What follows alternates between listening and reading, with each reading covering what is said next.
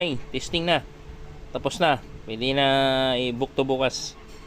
Okay, nilagyan ko muna ng temporary na sensor para ma-activate natin yung sensing ng temperature controller.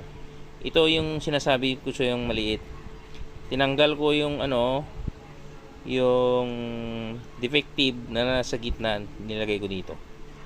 Ngayon, uunahin natin doon sa timer. Pag binaba yung heat press, tatamaan to, magko-contact. Okay? Magta-time. After ng time, tutunog. Okay, alright.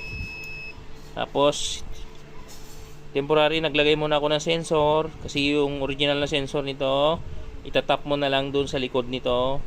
Maglalagay na lang ako ng tagging positive, negative kung saan may lalagay. Okay? Indicator lamp, binalik ko. Pag pinatay natin, yan. Patay lahat. Pag in-on natin, mag-on. Okay? Bukas, lalagay ko na lang tong breaker dun sa papunta sa wire ng yung live kasi sa taas, papunta yung isa naman sa load ng heat press. Tapos yung isa sa relay. Okay, alright. Bukas na. Papak ko to bukas.